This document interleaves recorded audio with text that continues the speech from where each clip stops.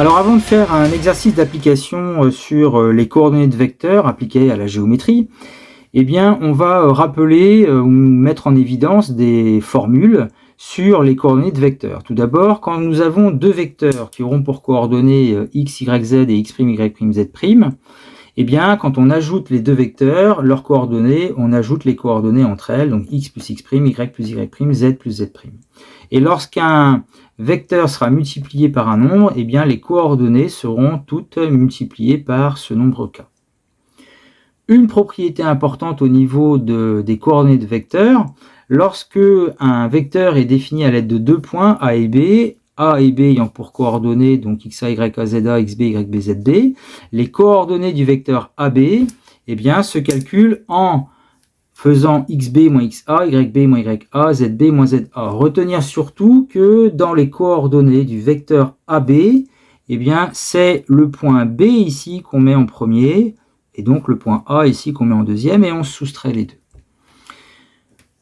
Les coordonnées d'un milieu dont on pourrait avoir besoin, alors lorsqu'on a donc des coordonnées de A et de B, eh bien le milieu du segment AB, le point I par exemple, aura pour coordonnées, eh bien ce sera la moyenne des abscisses, la moyenne des ordonnées, la moyenne donc des codes ZA, ZB, donc on fait XA plus XB divisé par 2, YA plus YB divisé par 2 et ZA plus ZB divisé par 2. Et enfin, un calcul de distance entre deux points qui est lié au théorème de Pythagore en fait.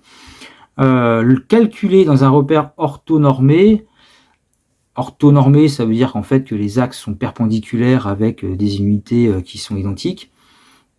Autrement dit, c'est les repères classiques, on va dire. Si A et B ont pour coordonnées XA, YA, ZA et B, XB, YB, ZB, eh bien la longueur AB se calculera en faisant la racine carrée de XB moins XA au carré plus YB moins YA au carré plus ZB moins ZA au carré.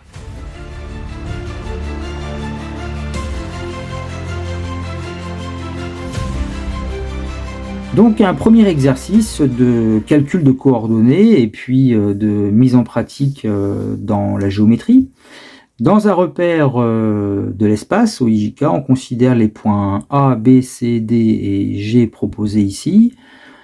Première question, calculer les coordonnées des points K et L pour que le vecteur BA soit égal à 7 fois le vecteur BL et CK est égal à 0,6 fois le vecteur CD.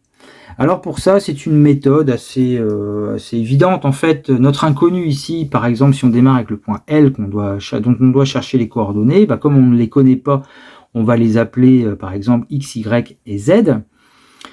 Le point L est défini par l'égalité de vecteur BA égale 7 fois BL, donc on écrit BA égale 7 fois BL, et comme il y a égalité de vecteurs, eh bien on va écrire les coordonnées. Donc pour les coordonnées du vecteur BA, on rappelle, on commence toujours par le deuxième point, donc le point A a pour coordonnées 7, moins 3, 0, donc on écrit 7, moins 3, 0, moins, moins, moins, puisque c'est des moins qu'on met dans le calcul, puis les coordonnées du premier point ici, c'est le point B, donc le point B a pour coordonnées 0, 4, 7, 0, 4 et 7.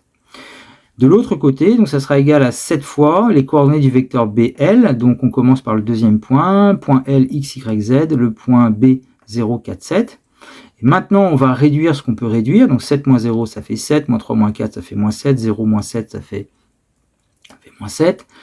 Et ici, les coordonnées vont être multipliées, toutes les coordonnées vont être multipliées par 7. Donc on va écrire 7 fois x, 7 fois entre parenthèses y-4, 7 fois entre parenthèses z-7.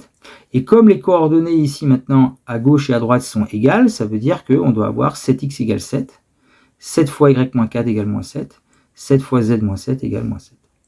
Alors ensuite, nous avons trois équations avec trois inconnus. Donc la première, on divise par 7, x égale 1. Dans la deuxième aussi, le multiplicateur 7 ici, on va le passer de l'autre côté directement, ne pas faire le développement, autant faire la division directement. Donc ça fera moins 7 divisé par 7, ça fera moins 1. Donc on aura y-4 égale moins 1. Ensuite, même chose ici, on divise par 7. Vous ne voyez pas bien. Donc je reprends ici, donc 7 fois z-7, donc on divise par 7 ici. Donc moins 7 divisé par 7, eh bien, ça fait moins 1. Et on obtient donc x égale 1, y-4 égale moins 1, et z-7 égale moins 1.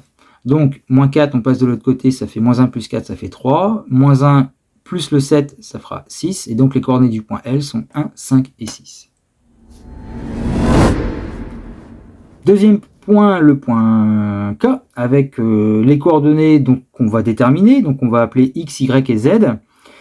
Même méthode en fait, hein. On écrit d'abord l'égalité de vecteurs, CK égale 0,6 fois CD, donc les coordonnées du vecteur CK, on commence par le point K, donc X, Y, Z, moins les coordonnées du point C qui sont 0, 0, 5, puis 0,6 fois, donc dans le vecteur CD, on commence par le point D a pour coordonnées 5, 5, 0, 5, 5, 0, moins les coordonnées du point C, 0, 0, 5, on fait les calculs ici, on obtient 5, 5, moins 5, puis on multiplie les coordonnées ici par 0,6, donc 5 fois 0,6 ça fait 3, donc on obtient 3, 3, moins 3, et l'égalité de vecteurs, l'égalité des coordonnées, donc x est égal à 3, y est égal à 3, et z moins 5 égale moins 3, parce que moins 5 de l'autre côté, ça fait moins 3 plus 5, et ça fait 2. Les coordonnées du point K sont 3, 3 et 2.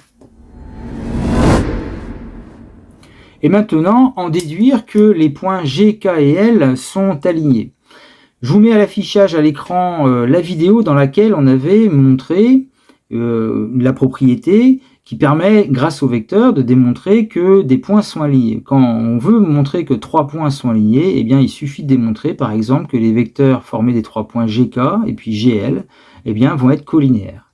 Et ça va se faire maintenant avec les coordonnées, puisque le vecteur GK, alors le vecteur GK, on rappelle quand même que le point G, il a pour coordonnées moins 7, 3, 22.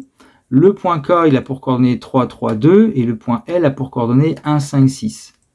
Donc, quand on calcule les coordonnées du vecteur GK, on met les coordonnées du point K moins les coordonnées du point G. Donc, on obtient 10, 0, moins 20. Et ensuite, le vecteur GL, donc 1, 3, 6 pour le point L, moins le point G encore, moins 7, 3, 22. On obtient 8, 0, moins 16. Et on va essayer de montrer qu'ils sont collinéaires. Mais montrer qu'ils sont collinéaires, c'est essayer de trouver un multiplicateur qui permette de passer d'un vecteur à l'autre. Alors par exemple, pour passer de 8 à 10, c'est-à-dire 8 fois combien donne 10? Eh bien on va faire 10 divisé par 8. Et 10 divisé par 8, ça fait 5 quarts. Maintenant, pour passer de moins 16 à moins 20, c'est-à-dire moins 16 fois quoi donne moins 20? Ben, on fait moins 20 divisé par moins 16. Et moins 20 divisé par moins 16, ça fait 5 quarts. Donc, comme on retrouve le même multiplicateur, alors on peut tester le dernier, au fait, hein, il faut le faire aussi. Mais 0 fois 5 quarts, bah, ça fait 0. Donc, ce qui fait que le vecteur GL, en le multipliant par 5 quarts, eh bien, ça va donner le vecteur GK.